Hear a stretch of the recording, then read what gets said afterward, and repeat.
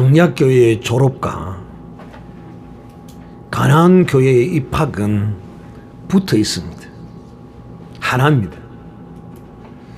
그래서 오후 시간에는 이제 가나안 교회에 입학하기 위해서는 어떻게 해야 이 가나안 교회에 입학을 하게 되는가에 대하여 오늘 살펴보도록 하겠습니다. 먼저 하나님의 말씀을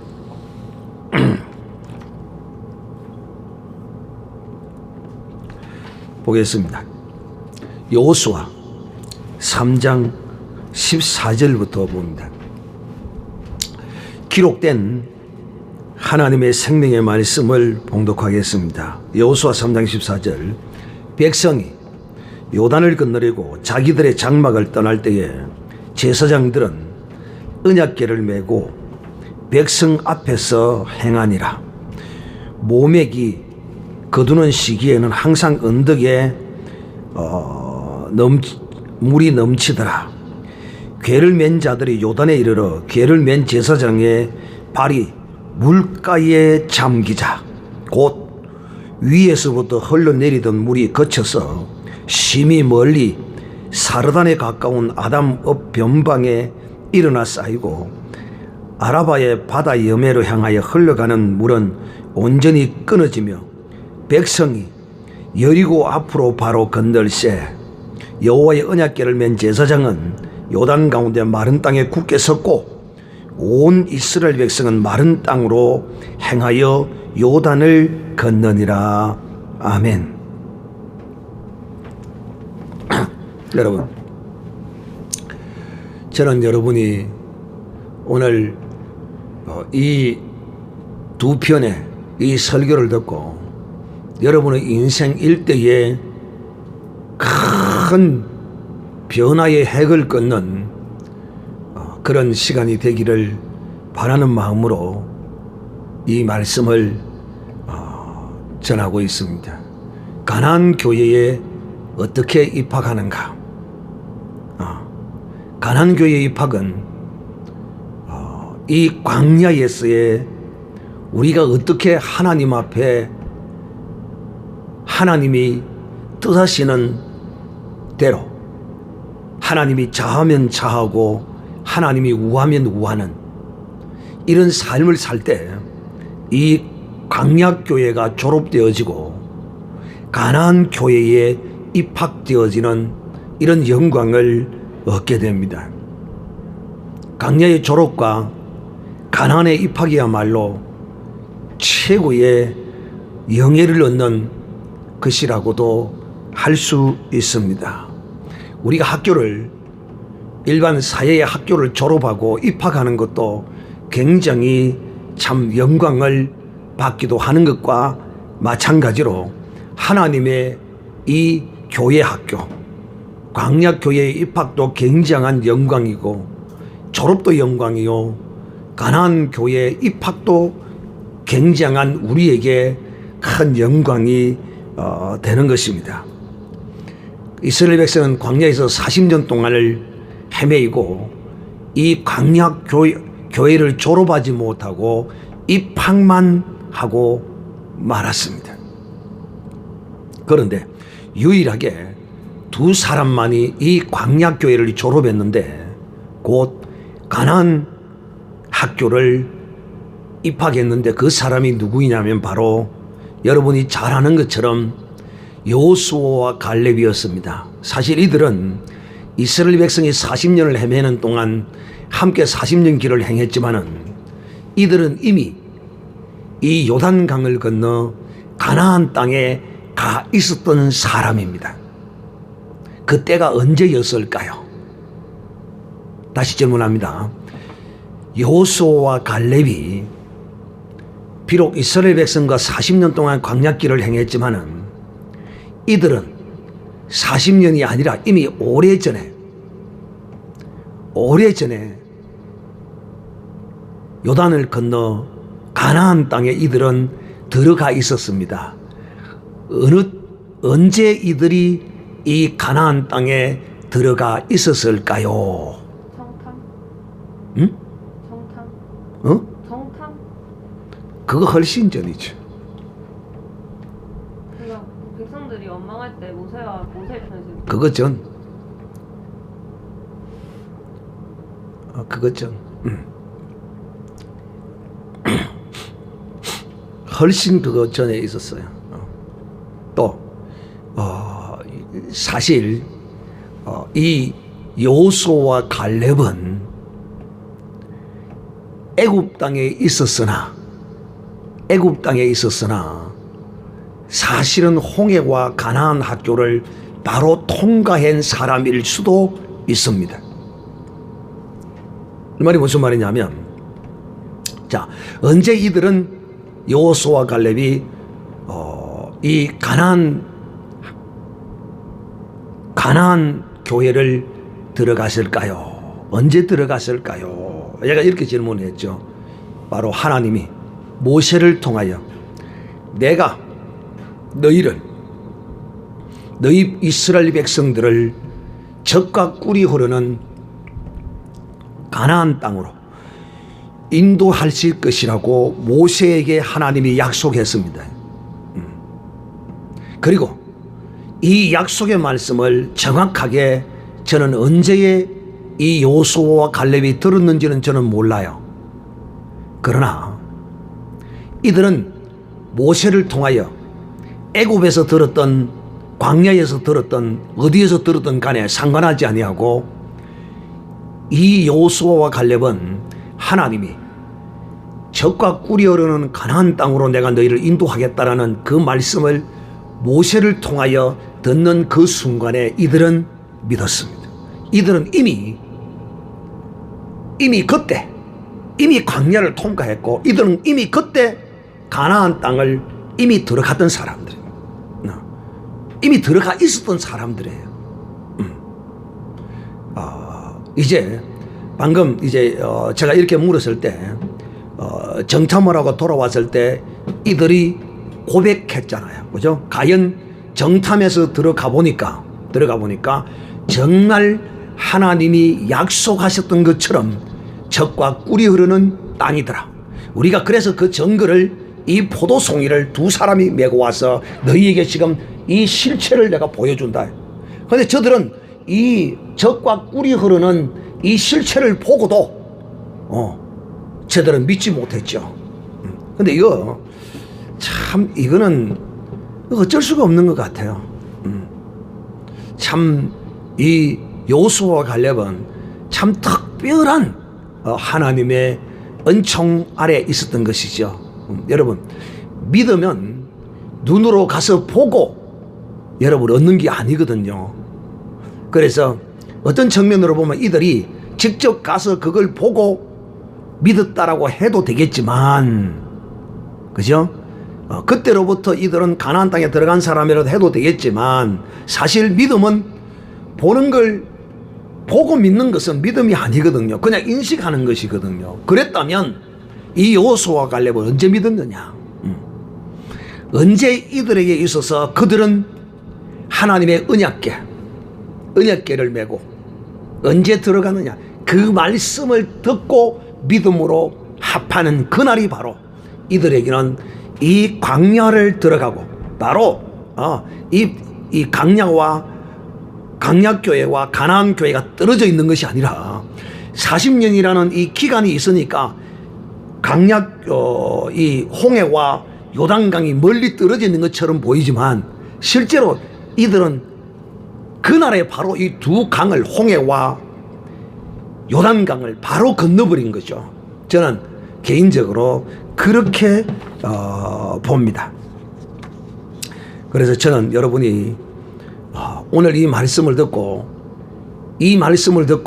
바로 여러분이 언약궤를 메고 요단강으로 들어가는, 죽으로 들어가는 이런 역사가 있기를 바라는 마음으로 오늘 이 가나안 교회는 반드시 이 요단강을 건너야 하는데, 홍해를 건너는 것도 사실상 하나님의 100% 온전한 하나님의 능력이요 은혜로 건너가요. 역시 마찬가지로 이 요단강도 비록 내가 하나님의 언약의 약속의 말씀을 내가 믿는다고는 하지만 이것 또한 요단강이 갈라지는 이 놀라운 능력도 내가 무슨 힘이 있고 내가 무슨 능력이 있어서 내가 요단강에 발을 디뎠을 때 요단강이 갈라지는 것이 아니라 바로 하나님의 법궤, 하나님의 이 법궤를 언약궤라 이렇게 말하거든요. 언약궤. 즉 다시 말하면 하나님의 약속의 언약의 말씀을 지고 이 요단강에 발을 딱 딛자마자 이 요단강이 갈라지는 것이죠. 오늘 이 말씀은 오늘 이 자리에 있는 여러분에게 여러분 일생일대에 하나님이 여러분에게 주시는 젖과 꿀이 흐르는 그런 경험을 하고 살 것인가, 아니면 일평생을 질병과 사고와 슬픔과 눈물과 한숨과 고통을 당하며 사람 막대기와 인생 채찍을 맞으면서 그렇게 가까스로 하나님 나라에 입성을 할 것인가를 여러분 결정하시기를 바랍니다. 이거는 제가 여러분에게 이렇게 하라 저렇게 하라 할 수 없습니다. 저의 바람은 여러분이 오늘 이제 이 말씀을 듣고 난 이 순간에 여러분 앞에 수없는 요단강이 여러분 앞에 딱 닥칠 것입니다. 이 요단강은, 여러분 앞에 닥치는 요단강은 여러분의 남편일 수도 있고 여러분의 아내일 수도 있고 무엇보다도 여러분의 부모일 수도 있고 여러분의 형제일 수도 있고 이 요단강은 여러분 앞에 돈일 수도 있고, 앞에 가로막히는 것은 돈일 수도 있고 건세일 수도 있고 여러 가지일 수가 있습니다. 그러나 이런 것들이 여러분 앞에 왔을 때 이제 시험 치는 겁니다. 이게 시험 치는 거. 자, 첫째, 그래서 여러분 이 시험을 잘 통과하시기를 바랍니다. 수없이 지금까지 이 말씀을 들어왔어요. 다시 한번 오늘 이 말씀을 여러분에게 주시는 것은 여러분을 향한, 우리를 향한 하나님의 놀라운 사랑이 있기 때문인 것이라는 것을 기억하시기를 바랍니다. 여러분, 이 강약교회 졸업시험이 이제 요단강을 건너는 건데 하나님이 우리에게 참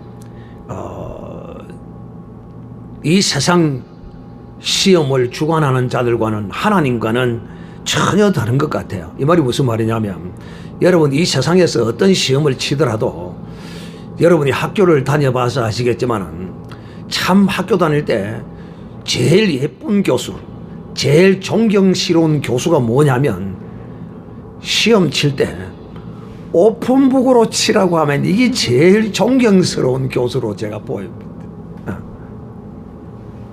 특히 온라인으로 시험을 칠 때 그 교수가 참 온라인으로 집에서 얼마든지 책 봐도 되거든. 그런데 여러분, 우리 하나님은 이런 교수보다도 더 참으로 이쁜 하나님이십니다. 왜냐하면 우리 하나님은 오픈북일 뿐만 아니라 우리에게 이 답을 한 번도 아니고 우리가 이 세상에서 목숨이 붙어있는 그날까지 하나님은 우리에게 계속 이 답을 가르쳐 주십니다. 네 앞에 이런 시험이 올 기다. 그러면 네가 이렇게 이 시험을 쳐라. 하나님이 이 답까지 다 우리에게 가르쳐 주십니다. 오늘도 하나님은 이 답을 가르쳐 주시고 이 답대로 써서 안 되면 그 답을 가르쳐 준 하나님이 책임을 지게 되어 있습니다. 여러분, 하나님이 법궤를 메고 요단강에 들어가라고 하면 이 강에 들어가라고 하면 빠져 죽으라는 이야기입니다. 요단강은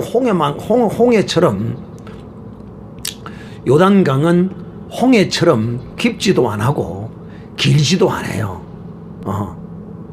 요단강은 폭이 좁은 데는 뭐 한 50m, 30m 30m 한 10m 이런 것도 있을 거예요. 직접 제가 요단강을 갔다 와봤거든요.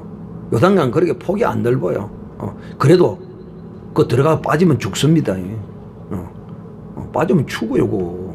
수영 못하면 죽습니다. 그러니 맨몸으로 요단강에 들어가도 살까 말까 하는데 벗개를 메고 요단강에 들어가라는 말은 살아라는 말입니까? 죽으라는 말입니까? 죽으라는 말입니다. 여러분이 하나님의 말씀을 짊어진다는 것은 여러분이 살아라는 겁니까? 여러분이 죽으라는 겁니까? 여러분이 죽으라는 겁니다. 여러분 건 모든 걸 다 버려놓으라는 겁니다. 여러분 벗개를 메고 요단강에 들어가는 사람이 내가 다시 갔다가 와서 들어갔다 나와서 내 짐을 챙길 거다 이 생각하고 들어가는 사람이 아닙니다. 내가 이미 이 요단강에 들어가면 내가 가진 모든 거 다 끝나는 겁니다. 다 이 광야에 다 버려야 합니다.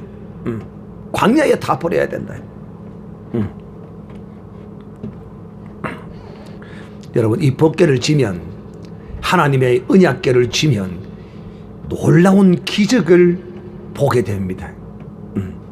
오늘 이제 이 2부 시간에는 요단강을 건너서 가나안 교회에 입성하는 영적인 이제 의미를 살펴보고 어떻게 하면 요단강을 건너서 가나안 땅에 들어갈 수 있는가? 즉 광야 교회의 졸업이 가나안 땅의 입성입니다. 거기에 대해서 좀 더 알아보고 또 가나안 땅에 들어가면 또 그 안에 가서는 또 무엇을 하는가? 즉 가나안 땅 안의 삶이 어떤 것인가? 사실 여러분 지금 이 요단강도 지금 건너지 못했는데 요단강을 건너가서 가나안 땅에서의 일을 여러분에게 말한다는 자체가 좀 성급할지도 모르지만 그러나 이것을 알면 혹시나 더 여러분에게 도움이 될 것 같아서 가나안 땅에 들어가면 어떤 유익이 있는가 살펴보도록 하겠습니다.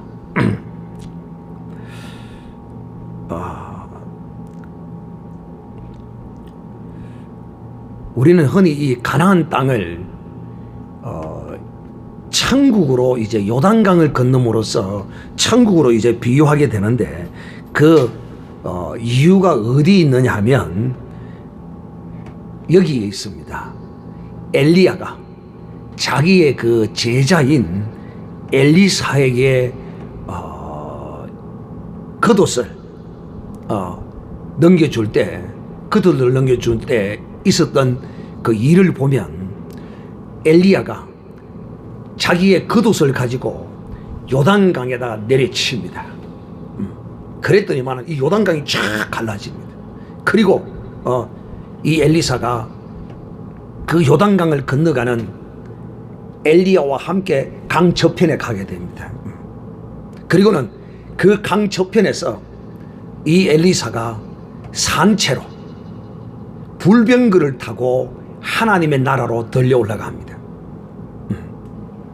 그래서 이 요단강을 건너면 바로 천국으로 가는 것으로 하나님의 사람들이 생각한 것이죠. 잘못됐습니까? 안 잘못됐죠. 그런 어떤 성경적 근거가 있죠. 그런데 이런 근거 때문에 이 요단강에 대한 찬송가도 많습니다. 요단강 건너가 만나리. 요단강을 건너가서 만날 것이다는 사실 우리 모두가 다 이 요단강에 건너가서 만나기를 바랍니다. 할렐루야. 그 약속의 땅 젖과 꿀이 흐르는 땅에 들어가기를 바랍니다. 그래서 찬송가를 하도 많이 이렇게 요단강을 건너가서 만날 것이라는 이 요단강을 건너면 바로 천국이라는 이런 우리가 찬송가를 하도 많이 부르다 보니까 이제 이 가나안 가면 그냥 천국의 개념으로 그냥 일반적으로 이해하기가 쉽다. 그런데 실제적으로 여러분 가나안 땅이 천국이라면 그곳에 마귀가 우글거려야 됩니까? 안 우글거려야 됩니까? 안 우글거려야죠. 그런데 그 땅에는 네피림의 족속과 같은 가나안 족속들이 거기에 그 땅 안에 살고 있었어요. 그래서 많은 이제 그 의문을 가진 하나님의 사람들이 이 문제에 관하여, 무슨 문제에 관하여, 이 가나안 땅에 들어가면 천국의 상징인 선국의 예표인데 어떻게 이런 일이 이 안에서도 똑같이 강약에 있었을 때나 똑같이 뭐 그런 게 비슷하지 않느냐. 참 이상하다 이렇게 다 생각해 왔던 것이죠. 그래서 오늘 저는 여러분에게 이 가나안을 강약교회와 같이 가나안교회로 이제 여러분에게 설명하고자 하는 것입니다. 그러니까 천국의 비유로 예표로 이제 말해도 되고, 또 하나님은 이 두 가지로 똑같은 사건을 두고 하나님은 두 가지로 우리에게 그 예표로 보여주신 것 같아요. 즉 다시 말하면 여러분, 누룩은 성경에 인용이 될 때 누룩은 항상 부정적인 개념으로 언급을 합니다. 그런데 하나님이 누룩을 또 유일하게 긍정적인 개념으로 또 인용한 것이 있어요. 가루 섬 안에 넣은 누룩과 같은 이 천국은, 이렇게 표현하죠. 즉 다시 말하면 한 가지 사건을 놓고 하나님은 어느 때는 부정적인 것을 사용하기도 하고 긍정적으로 사용하기도 하고 한다 이 말입니다. 그래서 이 하나님이 행하시는 일에 대하여 뭐 우리가 이거다 저거다 그렇게 고집할 필요도 없고 싸울 필요도 없고, 또 오늘 이 가나안 교회에 관한 우리가 다 사실상 성경을 읽으면 다 아는 거고, 그렇지만은 또 가르침을 받고 난 이후에 읽어보면 또 다를 것이라고 생각이 되어집니다. 어쨌든 하나님이 이 택한 백성, 하나님이 택한 백성 이스라엘을 하여금 하나님과 동행하는 삶을, 즉 이 하나님과 동행하는 삶이란 우리는 그냥 막연하게 동행하면 애인과 함께 걸어가듯이 동행하는, 또 부모와 함께 같이 걸어가는 이런 개념의 동행을 말하는데, 이런 개념의 동행이 아니에요. 하나님과의 동행은 반드시 우리의 죽음이 필요한 것입니다. 우리가 죽지 아니하고는 하나님과의 동행이라고 말할 수는 없습니다. 진정한 그리스도 안에서의 하나님과의 동행은 내 자신의 나의 죽음입니다. 이 죽음이란 모든 죽음입니다. 영적인 죽음이기도 하고 육신적인 목숨을 주를 위하여 버리기도 한 모든 죽음이 포함되는 것입니다. 자, 하나님이 여러분 이 이스라엘 백성을 광야로 인도하셨어요. 그 광야로 인도했는데 이스라엘 백성들이 첫째 이제 마실 물이 없어요. 여러분은 이 가람에 대한 통증을 느껴본 적이 있습니까? 이 가람에 대한 그 통증은요, 정말 여러분 대단한 겁니다. 이스라엘 백성들이 마실 물이 없는 요단강이 저들 앞에 다 가로막힌 거예요. 첫 번째, 마실 물이 없어서 다 가로막히죠. 그럴 때 저들이 하나님을 향하여 원망하고 불평하고 또 자기들 이 광야로 인도해온 하나님의 종 모세를 향하여 죽일 듯이 설쳤습니다. 첫 번째입니다. 이들의 홍해를 건넌 이들 앞에 이 요단강이 다 가로막힌 거죠. 이 요단강입니다. 이게 지금 마실 물이 없는 이것이 저들에게 요단강이에요. 그런데 저들은 이 앞에서 실패하고 맙니다. 요단강을 건너려고 마음도 묵지도 않습니다. 왜 우리를 이 앞에까지 인도했느냐고 하나님을 시험하고 원망했습니다. 만일 그때 이 백성들이 이렇게 했다면, 어떻게 했다면, 여러분, 지금 우리가 이 먹을 물이 없습니다. 우리가 하나님께 구합시다. 왜? 우리가 애굽 땅에서 하나님이 이 홍해를 건너오기 전까지 보이셨던 그 하나님은 우리에게 어떤 형식으로든지 우리를 위하여 이 광야에서 하나님이 반드시 물을 내실 것입니다. 우리가 다 이제 정말 하나님 앞에 엎드려서 기도합시다. 금식합시다. 이렇게 나왔다면 하나님이 한 번, 두 번 더 해보고 바로 그냥 가나안으로 하나님이 직행했을 것입니다. 그런데 이들은 첫 번째 요단 강 앞에서 저들은 불평하고 원망하고 하나님을 시험했습니다. 어떻게 시험했습니까? 우리를 이 광야로 이끌어내서 여기서 죽게 하려고 끄집어냈다면 이게 하나님을 시험하는 겁니다, 여러분. 하나님이 정말 여기서 우리를 죽이는지 안 죽이는지 시험을 하겠다는 겁니다. 웃기는 거죠. 이렇게 이들이 광야에서 실패했습니다. 자, 이제 여러분 이 말씀을 듣고 나면 또 여러분 앞에 이제 이 요단강이, 지금 이 홍해를 건너온 여러분 앞에 요단강이 또 나타날 것입니다. 그러면 여러분은 그 요단강을 건너지 아니하고 하나님의 법궤를 메지 아니하고 요단강을 포기하는 일이 없기를 바랍니다. 그 요단강을 건너가면 죽을 것 같고 손해볼 것 같고 다 잃어버릴 것 같아도 결코 그렇지 않습니다. 하나님께서 이렇게 말씀하셨죠. 먹을 것이 없으니까 고기 타령을 하니까 하나님이 모세야, 내가 저들에게 만나를 내릴 것인데 저들이 내 계명을 지키나 안 지키나 가서 내가 보겠다. 그러므로 다 하루에 하루 일용할 양식을 거두어라. 그리고 금요일은 토요일이 안식일이니까 이틀치를 거두도록 하라. 이들이 내 말을 청종하는지 아니하는지 보겠다. 여러분, 여기서 놀라운 인간의 지혜와 깨가 거기서 나옵니다. 어떤 깨가 나옵니까? 하루하루 거두러 가니까 귀찮거든. 아이고, 아침에 좀 늦잠도 자야 되는데 또 아침에 7시 되면 깨가지고 가자꾸고. 왜? 아이, 해가 떠서 10시나 몇 시에 내리는데 잘 모르겠는데 대리 예를 들면 그런 겁니다. 해가 뜨면 그만 싹 사라지고 없어져 버렸는데 그때 잠도 자야 되는데 막 귀찮고로 딱 그 시간에 딱 깨어서 가서 그 거두러 가라 하니까 얼마나 귀찮아. 하루하루 인간의 지혜.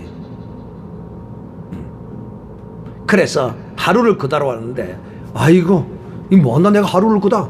어떤 사람은 사흘치로 막 거다오, 일주일치를 막 거다옵니다. 그런데 놀랍게도 이틀치 이상 거두온 사람은 그 이튿날 보니까 전부 다 만나가 썩어서 없어진 겁니다. 참 기가 막히죠. 하나님은 우리로 하여금 참 쓸데없는 욕심을 버리게 하십니다. 만약 그들이 거기서 먹는 시험에서 거기서 그 시험을 이겼더라면 이 광야의 40년 길을 또 행하지 않았을 것입니다. 그러니까 여러분 앞에 지금 하나님은 이 광야와 같은 이 교회의 길에 하나님이 여러분을 부르셔서 수없는 요단강이 여러분 앞에 나타날 것입니다. 여러 가지나 재물에 관한 요단강, 남자에 대한 요단강, 여자에 대한 요단강, 온갖 요단강이 여러분 앞에 가로막힐 것입니다.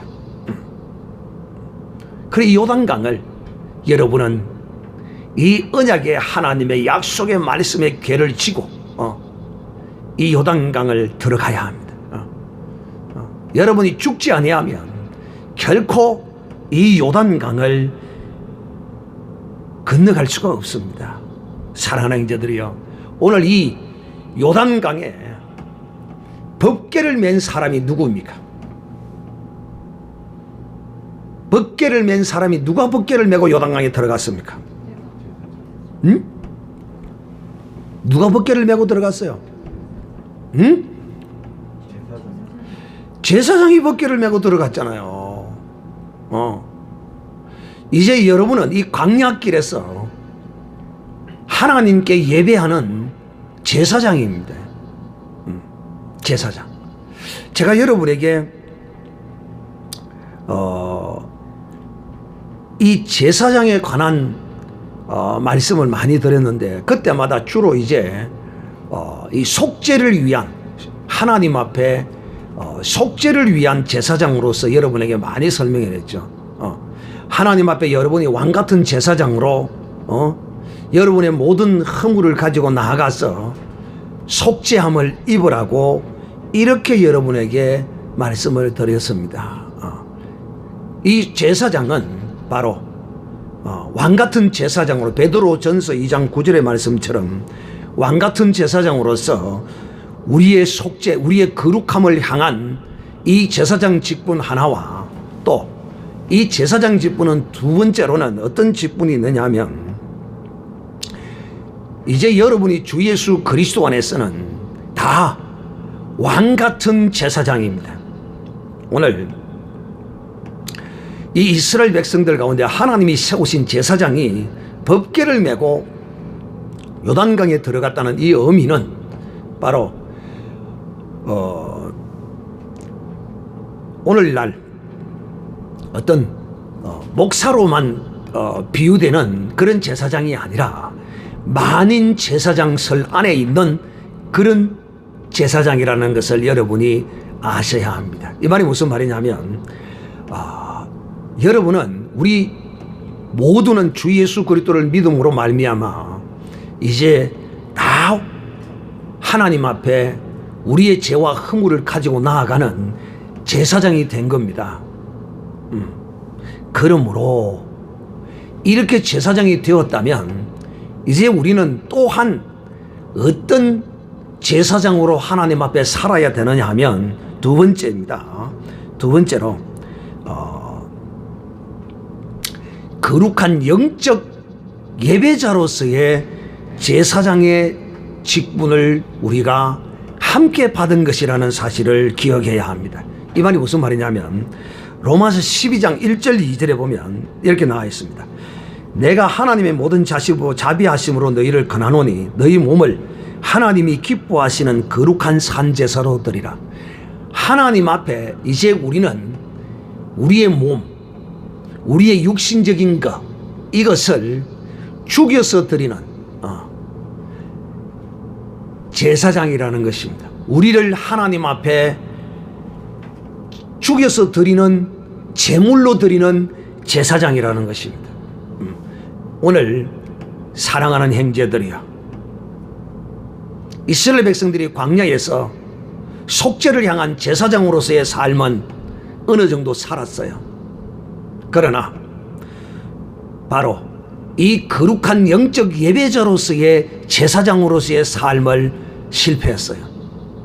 오늘 우리가 그리스도 안에서 사실상 속죄의 제물을 드리는 제사장으로서의 삶도 제대로 살지 못하는 사람들이 많아요. 이 우리 앞에 가로막힌 이 요단강은 영적 거룩한 예배자로서 자기를 제물로 드리는 제사장으로서의 삶을 사는 자만이 이 요단강을 건너 가나안 땅을 들어갈 수 있다는 것입니다. 오늘 제가 여러분에게 오전부터 지금까지 광야의 교회의 졸업은 이렇게 하는 것이다 라는 결론이 바로 이 말씀입니다. 이 말씀, 영적 예배자로서 이제는 나를 들여서, 나를 죽여서, 그 말은 박원순이처럼 자살하라는 그런 뜻이 아닙니다. 산제사입니다. 살아있는 채로 내 자신을 죽여서 하나님께 드리는 제사장의 삶이 바로 요단강을 향하여 들어가는 것입니다.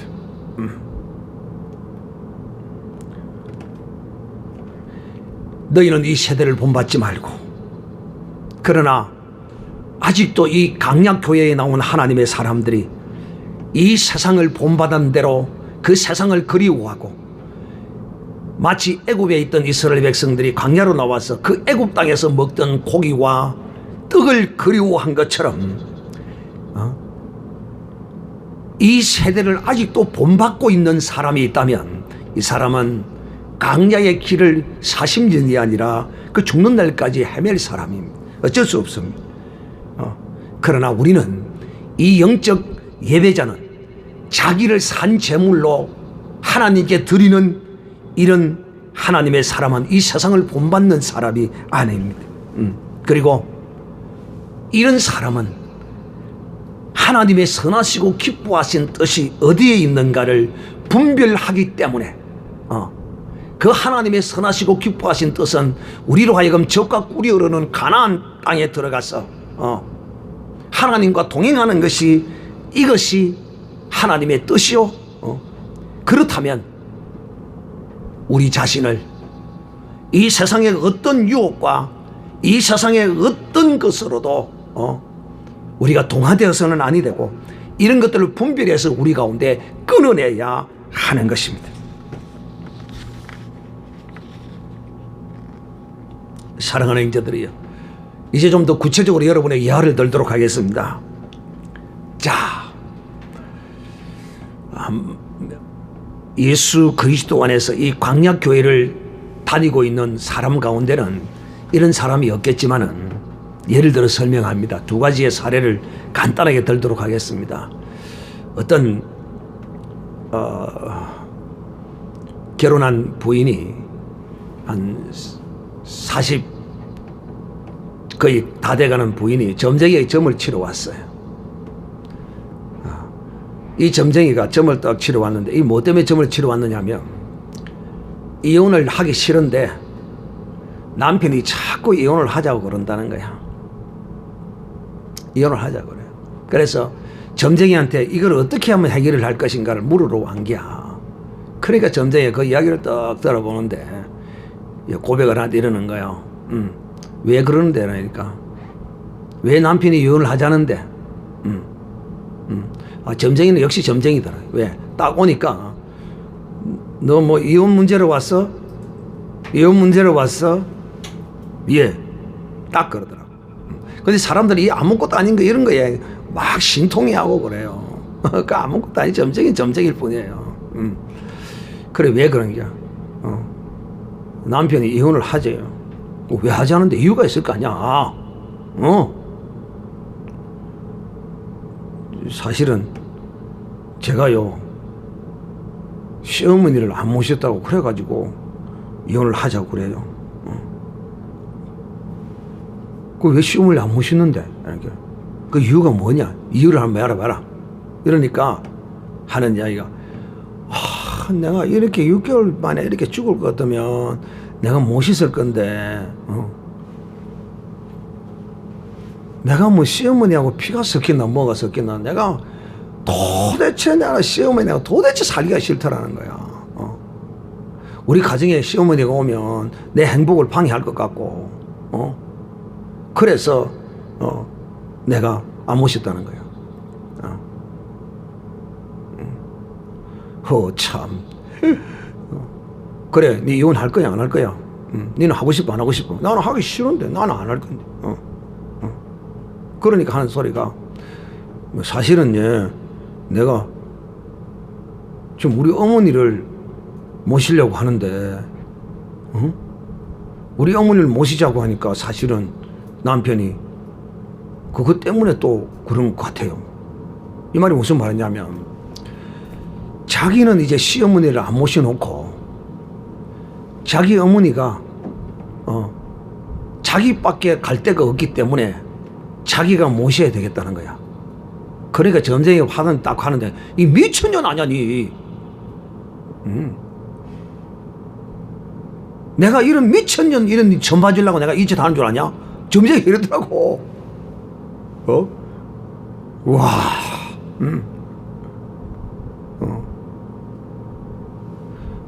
야, 니는 시어머니 안 모셔놓고, 너 어머니는 모시려고 그러고, 어느 미친놈이 그걸 좋다고 할 놈이 어디 있느냐. 니는 이혼 당해도 싸네. 복치 안 내니까 가. 지할 수 없어.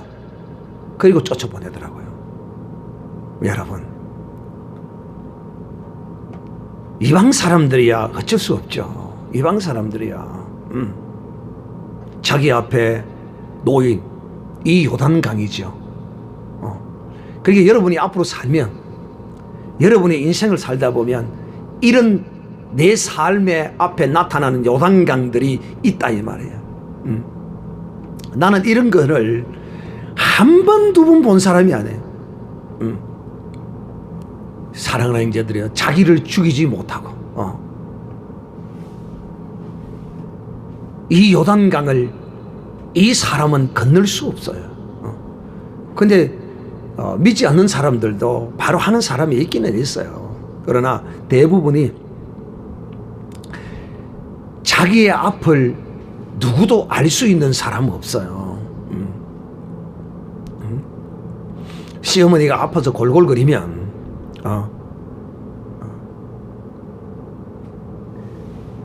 뭐 그 살면 얼마나 살, 1년을 살든 2년을 살든 뭐 기력이 있어서 다니고 혼자 엎드려서 먹고 사시면 별 문제 없겠지만은 정말 옆에서 도와줘야 될 그럴 기회가 되면 정말 서스럼 없이 그냥 기분 좋게 그리하면 여러분, 그 남편이 그 아내에게 어떤 마음을 가지겠어요? 생각을 해보세요. 그런데 돌봐야 될 그 요단강 앞에서 이 여인은 그렇게 무너져 내리고 말았던 것입니다. 사랑하는 형제들이요, 믿음의 하나님의 사람들이 다 마찬가지예요. 부모로부터, 잘 들으세요, 부모로부터 인정과 부모로부터 복을 받는 자, 복빔을 받는 자, 그 아이의 길은 형통한 길이 된다는 사실을 여러분 기억해야 합니다. 왜? 성경은 분명히 우리에게 그렇게 기록하고 있습니다. 네 부모를 공경하라. 그런데 부모를 쳐다보면 부모가 공경할 만한 꼬락서니가 있느냐 하면 하나도 없어요. 죄송하지만. 왜? 부모는 늙었고 부모의 연약함과 허물과 부족함이 많이 나타나게 되어 있어요. 부모는 못 배웠고 또 자기보다 실력도 없고 능력도 없고 그러기에 하나님이 네 부모를 공경하라는 거야. 부모에게 공경할 만한 끈덕지가 있으면 하나님이 공경하라 말라 안 해도 공경하게 되어 있어요. 또 네 아내를 네 몸과 같이 사랑한다는 것은 이 첫째 엄행하지 않는다는 것입니다. 네 남편을 순종하라는 거. 이런 말씀들이 전부 나를 죽이는 말씀들. 내가 죽지 아니하고는 부모를 공경할 수 없고 아내를 사랑할 수 없고. 왜? 다른 사랑할 것들이 막 눈에 비는데 이 여자도 사랑하고 싶고 저 여자도 사랑하고 싶고 막 세상의 여자는 다 가지고 싶은데 안 그런 남자가 어디 있어? 그런데 하나님의 약속의 말씀이 있으니까 그 네 아내만 사랑하라는 그 말씀을 가지고 내가 죽는 거예요. 그러면 내가 그 행복을 내가 누리게 되어 있어요. 그래서 여러분, 부모가 내 눈에 차지 않고 불만스럽고 못나고 이런 것이 있더라도 절대 부모에게 악쓰고 달라들지 말고 고함치고 이러면 안 됩니다. 이거 자기의 앞길을 가로막는 길임을 알아야 합니다. 답답하고 그러면 밖에 나가버리고 절대 말이 맞지 않는 부모는 여러분 나와 한 시대를 다른 삶을 살아왔기 때문에 내 의식과 절대 맞지 않아요. 부모가 사는 시대와 내가 사는 시대가 달라요. 그렇기 때문에 나와 맞는 건 아무것도 없어요. 그래서 부모가 내 마음에 안 들고 부모의 생각이 내 마음에 안 들고 그러면 절대 달라들고 괌치고 파악하게 이렇게 행하면 자기를 저주하는 게 적과 꿀이 나오는 통로를 막는 것이라는 걸 알아야 합니다. 어떤 일이 있어도 부모 앞에 대꾸하면 안 돼요. 이것이 여러분 이 요단강을 건너는 길입니다.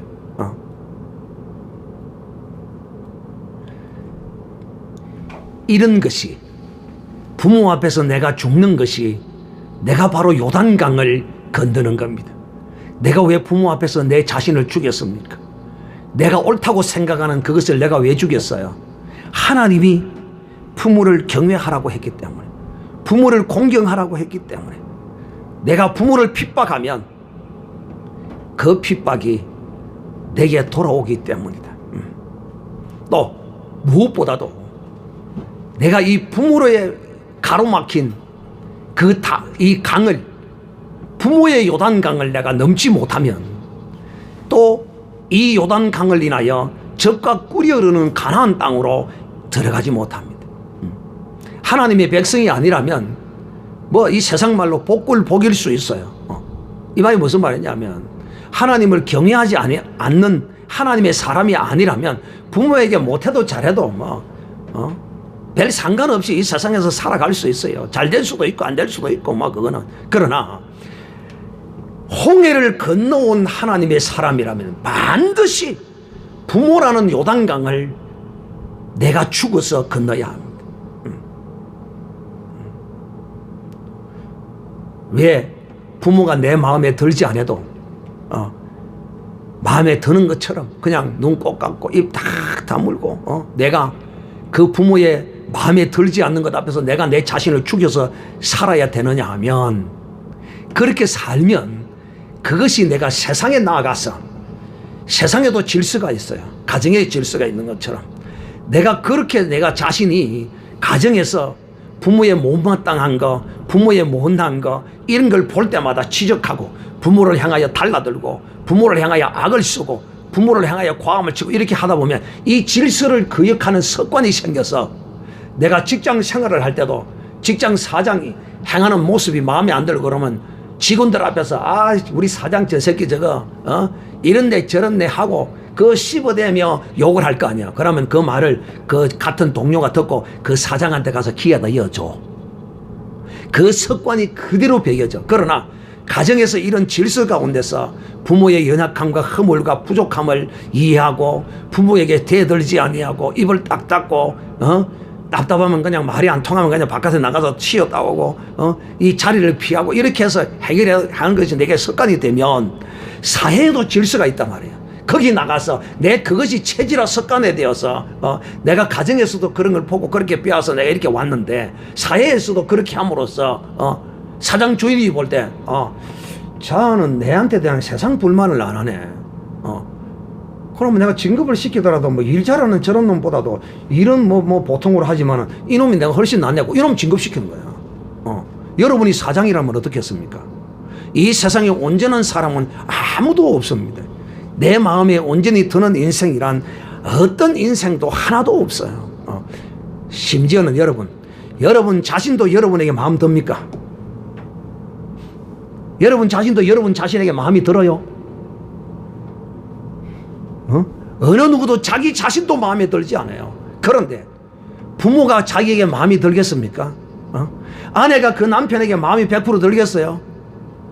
남편이 그 아내에게 마음이 100% 들겠어요? 안 들어요. 그래서 여러분 오늘 여러분 앞에 남편이 요단강으로 가로막혀 있습니까? 아내가 요단강으로 지금 막혀 있습니까? 부모가 요단강으로 막혀 있습니까?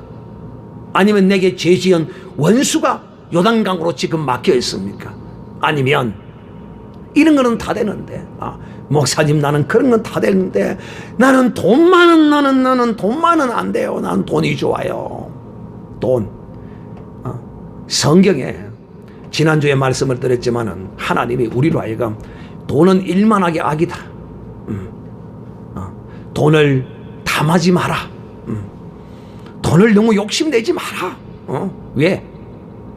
여러분 돈 욕심내가지고 유익되는 사람 아무도 없어요. 돈 욕심낸다고 부자가 되고 버려주는 줄 압니까? 그렇게 욕심내서 벌어놓으면요, 한 입에 그냥 털어넣는 역사가 일어나요. 헛되게 버린 거라 이 말입니다. 돈 때문에. 나는 다 좋은데 어떤 사람은 그 앞에 여자가 가로막혀. 여자가 나는 우리 집사람도 좋고 다른 여자도 좋고 조강지처는 버리지 말라고 그러는데 나는 그래서 조강지처는 버릴 수 없고 다른 여자로 나는 탐하고 다녀야 되겠다. 그리스도 안에서는 결단코 자기를 저주하는 것이라는 사실을 알아야 합니다.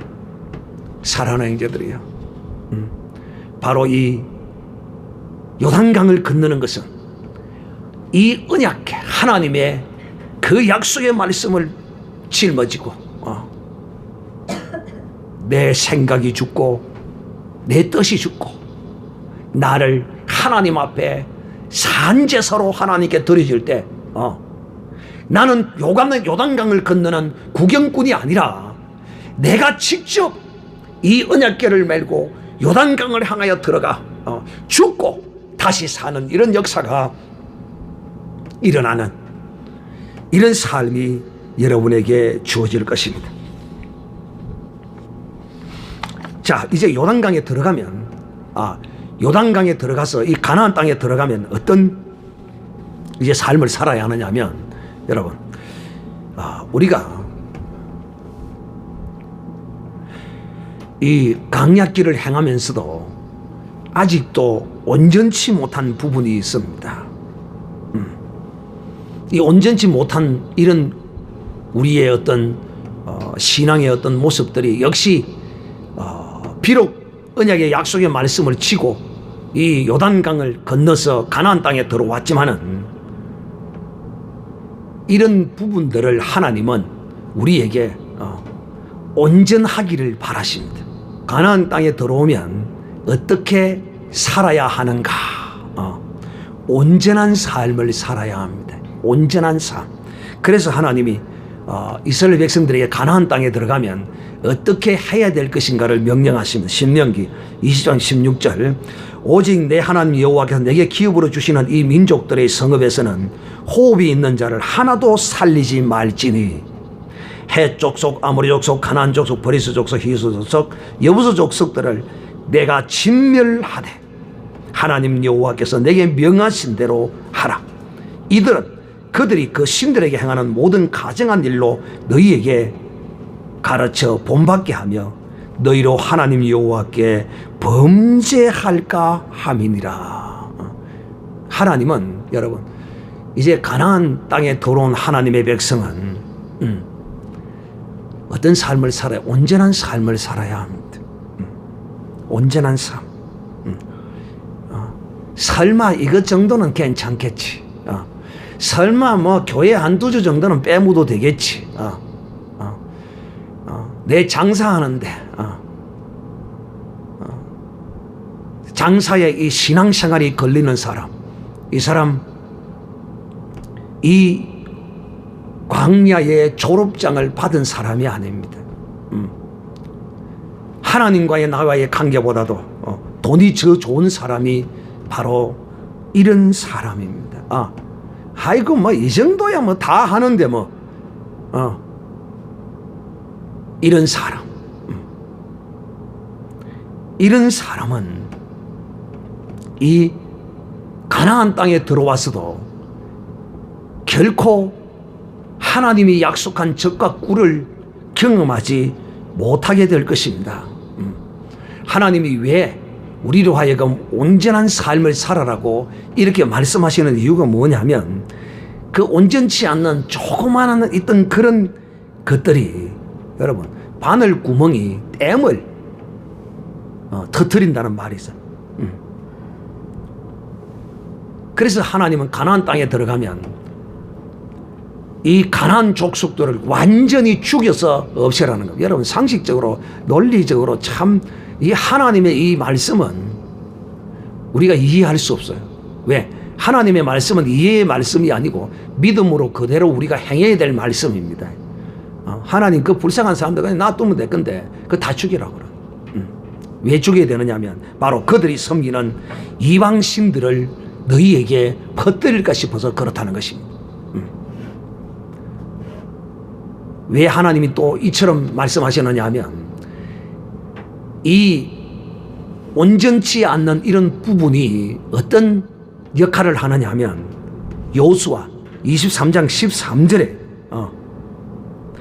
내가 만약 이 가나안 족속들을 다 진멸하지 아니않고 어중간하게 남겨놓으면 이들이 너희의 올무가 되고 너희 옆구리의 채찍이 되어 너희에게 눈의 가시가 될 것이라. 눈의 가시. 눈의 가시가 되면 그들이 행하는 길이 제대로 행해지겠습니까? 여러분, 적과 꿀이라는 무슨 말, 적과 꿀이란 글자 그대로 목축과 농사가 잘 되게 해주겠다는 것입니다. 즉, 다시 말하면 네가 행하는 모든 일이 복을 받게 된다는 것입니다. 이 복을 받는다는 개념은 여러분 어떤 수준인가 하면 우리는 이 복하면 항상 우리의 개념이 잘못되어 있어요. 복이 어느 수준에 이르를 때 복이라고 하느냐면 콩 심은 데 콩 나고 예를 들면 하나님이 주신 은혜가 하나를 심으면 열이 나도록 하나님이 은혜를 이제 주셨는데 하나를 심어서 5개가 나고 하나를 심어서 2개가 나고 하나를 심으면 반드시 열이 나도록 하나님이 섭리해 놓으셨는데 하나를 심었는데 열이 났다면 정상적인 복을 받은 사람입니다. 또 우리는 복에 복을 더하여 받는다고 그러는데 이런 사람은 하나를 심었는데 12개가 나고 15개가 남아요. 이는 복에 복을 받은 사람입니다. 그러므로 우리가 복을 받았다 라고 일컬어지는 그 개념의 의미는 내가 정상대로 심어서 심은 만큼 거두는 그것이 바로 복입니다. 할렐루야. 이 신앙은 이 개념이 바로 잡혀 있어야 돼요. 막연한 어떤 이런 개념으로 내 기분으로 내 생각으로 이렇게 해서는 이것이 참 신앙이 아니라는 것입니다. 완전히 하나님이 멸하라 하면 멸해야 됩니다. 가나안 땅에 들어온 하나님의 사람도 하나님 앞에 설마 이 정도야 뭐 별거 아닌 것 같은데 우습게 여기다가 코가 깨지는 날이 반드시 오게 된다는 사실을 아셔야 합니다. 그래서 하나님은 우리의 신앙의 처음 그 첫사랑의 어떠함을 잊어버리지 말라고 그럽니다. 내가 믿음으로 하나님 앞에 나왔을 때 그때의 그 겸비함과 그 겸손함을 끝까지 가지지 못하고 이제 내가 조금 뭔가 좀 되는 것 같고 이제 내가 뭔가 좀 가진 것 같고 그러면 사람은 그 처음 만났을 때의 그 하나님을 잃어버리게 되어 있습니다. 너희는 그 길로 행하지 마라. 나는 이런 사람을 보면 그 사람 앞에 무엇이 펼쳐진 것인가를 내 눈에 선하게 보입니다.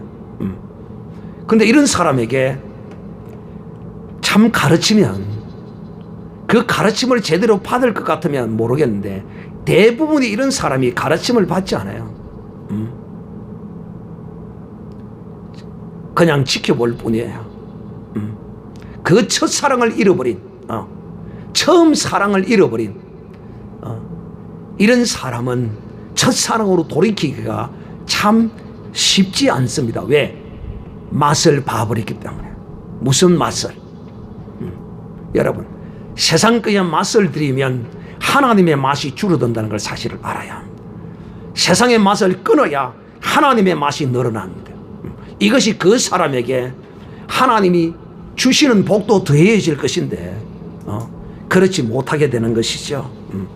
그래서 이 가나안 땅에 들어온 하나님의 사람은 자기 가운데 아직까지도 좀 부족한 것이 있는 사람은 그것들을 하나님 앞에 온전케 세우는 이런 삶을 살아야 합니다. 마귀는요, 여러분, 조그만 틈만 있으면 그 틈을 타고 그 사람을 삼키려고 덤벼듭니다. 그 틈을 절대로 여러분은 허락해서는 아니 됩니다.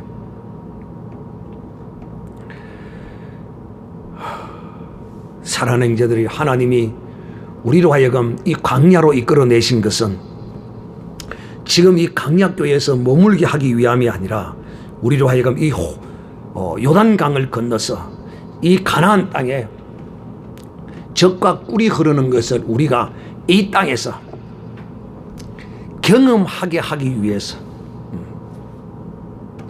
하나님은 우리를 이 가나안 땅으로 인도하시기를 원하신다는 사실을 기억하시기를 바랍니다. 여러분도 이 땅에서 젖과 꿀이 흐르는 하나님의 은혜를 잊고 싶지, 이것을 입기를 싫어하지는 않을 것 아닙니까? 그렇다면 이제 여러분이 속히 이 광야교회를 떠나 가나안 교회로 들어오시기를 바라고, 이 가나안 교회에 들어왔다면 그야말로 이제는 자기 가운데 부족한 거, 연약한 거, 아직도 내 신앙에 조그만 어떤 틈이 있으면 그 틈을 떼워서 하나님 앞에 완전히 세울 때, 그때 하나님이 우리에게 젖과 꿀이 흐르도록 하나님이 복을 주신다는 사실을 기억하고 그 복을 받아서 하나님의 영광의 품에 이르는 이런 모습이 되어야지 광야에서 시험만 당하다가 엎드려 죽는 이런 사람이 되어서 하나님의 품에 들어가지 않기를 바라고, 또 강야교회를 졸업하고 가나안 교회에 들어와서 그야말로 내 가운데 있는 이 가나안 족속과 같은 아직까지도 온전치 못한 그런 연약한 틈들을 때우지 못하고 그냥 그것을 두고 살다가 평생을 옆구리에 가시가 되어서 내 신앙생활하는데 가시가 되어서 나를 괴롭히는 가운데 하나님의 영광의 품에 이르는 이런 사람이 되지 않고 우리의 옆구리에 가시가 될 만한 그런 연약한 틈, 부족한 것들을 다 하나님 앞에 온전히 세우는 이런 사람이 되어 젖과 꿀이 흐르는 여러분의 삶이 되기를 주님의 이름으로 축복합니다. 찬송하겠습니다. 나의